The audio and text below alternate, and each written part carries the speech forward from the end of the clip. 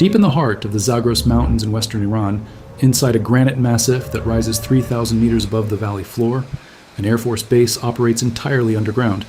The aircraft enter the mountain through tunnels cut in the cliff face. They are serviced, fueled, armed, and prepared for sortie inside caverns carved from solid rock.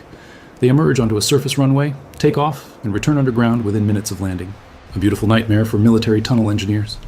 The challenge? Excavate caverns large enough to shelter 100 fighter jets inside a mountain range, with no precedent for underground construction at this scale. Build the taxiway connections between the caverns and the surface with clearances tight enough that a fully armed aircraft can taxi through at speed, and leave no surface signature that would identify what is inside the mountain. This is the underground airbase carved into the Zagros Mountains of western Iran. In 2001, the construction program began.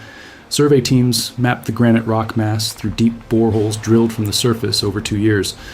What the borehole data revealed at the planned cavern level is the program's central risk, a zone of heavily jointed rock above the cavern crown elevation that will make roof support during excavation difficult and expensive. Every blasting sequence in that zone must be calculated more carefully than anywhere else in the excavation. The joints in that rock run in directions that could allow the crown to fall if the support is not installed fast enough after each blast. Over 700 specialist engineers and workers entered the program. The machines moved into position over 2 years of preparation. The Axis adits entered the mountain from the lower valley walls on a morning in 2001. We entered the mountain from the side, not from above. The Axis adits angle slightly upward into the cliff face to allow groundwater drainage by gravity rather than pumping.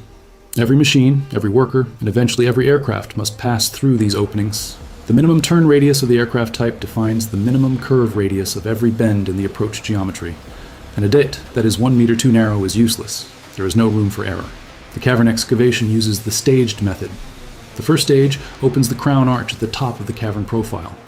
Rock bolts are driven into the freshly exposed crown surface before the sidewalls are taken out. The sidewalls are excavated next, with sprayed concrete applied to every fresh surface within hours.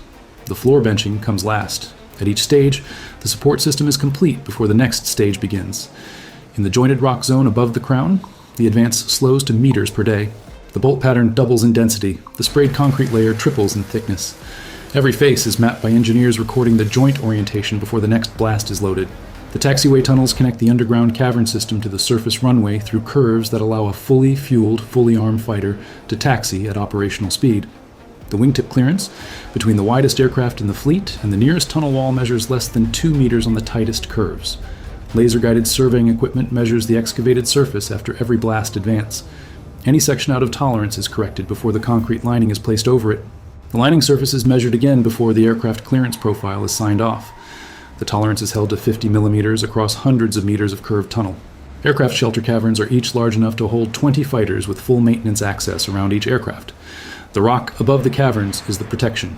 40 meters of solid granite above the crown absorbs any conventional weapon impact before the shock wave reaches the structure below. Maintenance crews work in each cavern without knowing what is happening on the surface above. The stage is set. The aircraft enter. Fuel storage tanks are buried in separate excavations below the cavern floor level. Underground fuel lines connect the storage to the aircraft parking positions. Weapons storage sits in separate excavations with blast-proof doors, isolating it from the main cavern. The entire operational infrastructure of the base sits underground and out of reach of surface strikes. At the crown advance of the largest cavern, the excavation reaches the heavily jointed zone mapped in the original survey. The crown advance opens a joint set wider and more continuous than the borehole mapping predicted. 3 rock bolts installed in the first support round pull out under load when the blast for the next advance fires. We stop immediately. Shotcrete crews spray the full exposed crown surface before anyone enters for assessment. Engineers map the joint pattern over 4 days. Cable bolts, 9 meters long, are installed through the joint zone into the solid rock beyond. 140 cable bolts go into the crown. Load tests confirm they hold. The advance resumes. Cheering. The first squadron of fighters was assigned to the underground base in the years following program completion. Construction crews departed through the access adits over 3 months as military personnel moved in. The access adits used for construction were sealed except for the taxiway connections. On the morning the first aircraft taxied from the surface runway through the taxiway tunnel and into the underground complex, the base became what it was built to be. Aircraft that enter the underground base become invisible. They refuel, rearm, and relaunch without surface exposure between sorties, except for the minutes required for takeoff and landing. A strike on the surface runway disables landing capability but leaves the aircraft and all support infrastructure intact underground. The base operates. The aircraft fly from inside solid rock. a testament to what military tunnel engineers build when the surface cannot be trusted to protect what is on it. Where the mountain once held only granite, now it holds an air force, an engineering marvel inside the Zagros rock. If projects like this move you, subscribe so you never miss what we cover next. Drop a comment and tell us where in the world you're watching from right now. The ventilation system inside the underground cavern complex moves enough air to support the operations of a full squadron of jet aircraft and the maintenance crews who service them. Main ventilation shafts rise from the underground network to exits on the mountain surface. Axial flow fans push fresh air down the supply shafts at the required rate. Exhaust fans pull contaminated air from the cavern atmosphere and push it up the exhaust shafts. The exhaust outlets are positioned in locations where the airflow disperses into the mountain wind before the exhaust composition can be measured by external monitoring equipment. The supply air inlets on the mountain surface are indistinguishable from natural rock features from the outside. The aircraft fuel supply system delivers jet fuel from underground storage to the aircraft parking positions through pipe networks embedded in the cavern floor. Fuel bowsers connect to the delivery points at each parking position and transfer fuel to the aircraft in the same procedure used at any above-ground airbase. The underground storage holds enough fuel for sustained operations without resupply. When the storage level drops to the resupply threshold, fuel deliveries arrive at the cavern network through a connection point that is not on the mountain surface. The fuel transfer from the delivery vehicle to the underground storage is invisible from outside the mountain. The aircraft maintenance workshops inside the cavern complex carry the same equipment and capability as a surface maintenance facility of equivalent size. Aircraft lifts, engine test stands, avionics benches, and structural repair equipment fill the workshop bays. Maintenance crews work in the workshops using the same procedures and tools they would use at any surface facility. The only operational difference between the underground workshops and a surface facility is that the underground workshops never close for weather. Rain, wind, snow, and extreme temperature on the surface above do not affect the maintenance program below. The aircraft availability rate at the underground base is higher than at any comparable surface facility in the region. The communication systems of the underground base use hardened fiber optic cables running from the base through the mountain rock to connection points in the National Telecommunications Network far from the mountain. These cables carry command and control traffic, operational planning data, and administrative communications. The physical separation between the base and its network connection points means that a strike on the mountain itself does not sever the communication link. Satellite communications supplement the fiber connections through terminals that surface briefly for scheduled transmission windows and then retract. The transmission schedule varies irregularly to prevent patterns being established in external monitoring data. The runway on the mountain surface that serves the underground base is visible to satellite observation as a standard military airstrip. The surface activity on the runway is consistent with a training base of the type common in the mountain regions. The aircraft that use the underground facilities spend the minimum operationally necessary time on the surface. The landing, rollout, turn off to the taxiway entry, and taxi into the underground approach take less than 4 minutes from touchdown to tunnel entry. The departure sequence from tunnel exit to rotation takes less than 3 minutes. In the interval between these operations, the aircraft is inside the mountain and invisible.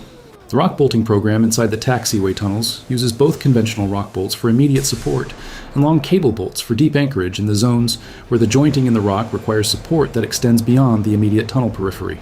Conventional bolts go in immediately after each blast advance. Cable bolts follow on the same shift. The cable bolts are threaded through pre-drilled holes into the solid rock beyond the jointed zone and anchored with grout. Load cells on selected cable bolts measure the tension in the bolt under the rock loads applied after installation. The load cell readings confirm that the rock loads are within the design range. The fire suppression system inside the aircraft caverns uses a combination of overhead sprinkler systems covering the general cavern space and fixed gaseous suppression systems in the fuel storage areas and the weapons bays. The sprinkler systems activate on heat detection. The gaseous systems activate on smoke detection in the sealed bays. The system design prevents a fire that starts in one zone from propagating to adjacent zones. The blast-proof doors that isolate the weapons and fuel storage bays are part of the fire compartmentalization strategy. The doors close automatically on the fire alarm for their zone. The alarm systems are tested on a monthly schedule. The pilot qualification requirements for operating from the underground base are more demanding than for a standard surface airbase. Pilots must demonstrate proficiency in the low-visibility taxiway approach through the tunnel at night, in the close-quarters aircraft handling required in the cavern parking areas, and in the short runway entry and exit sequences that minimize surface exposure time. The qualification program uses a full-motion simulator that replicates the underground approach geometry before pilots fly the actual procedures.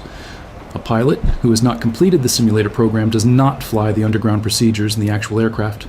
The underground base provides its resident squadrons with the same training facilities as a surface base: flight planning rooms, briefing rooms, mission debrief facilities, intelligence displays, and fitness and welfare facilities for the aircrew. The underground environment requires artificial lighting and ventilation in all spaces. The lighting is designed to maintain the circadian rhythms of the personnel working and living underground. The ventilation provides fresh air at a flow rate that prevents the buildup of carbon dioxide and maintains the air temperature and humidity within the comfort range for concentrated intellectual and physical work.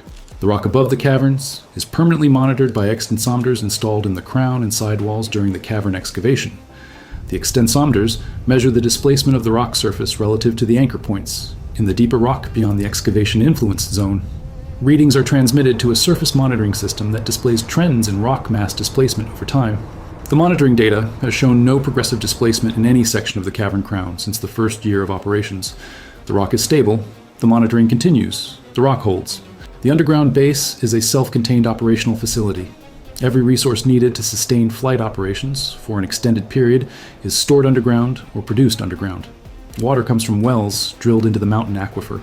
Power comes from underground generators. Food is stored in quantity sufficient for months of full occupancy operations. The facility is designed to operate without surface resupply for the duration that the operational planners specified as the required autonomous period. The engineering of the support systems, the water supply, the power generation, the ventilation, and the food storage all reflects the autonomous operations requirement. The geological monitoring system installed in the mountain above the underground base tracks any changes in the rock mass behavior that could indicate developing instability in the cavern roofs or walls. Ground movement sensors in the rock report continuously to a monitoring display at the underground command center. The data is archived and compared against the baseline established during the first year of operations. Any deviation from the baseline trend triggers a geotechnical assessment. The assessment determines whether the deviation represents normal long-term rock mass adjustment or developing instability requiring engineering intervention. Every deviation has been assessed as normal rock mass adjustment since the monitoring program began. The mountain holds the caverns in place. The underground base in the Zagros Mountains is carved from granite. The caverns hold 100 aircraft. The taxiway tunnels connect the caverns to the runway above. The runway is on the mountain surface. The aircraft enter and exit the mountain in minutes. Everything between takeoff and landing is inside solid rock. The surface shows a runway. The mountain holds an air force.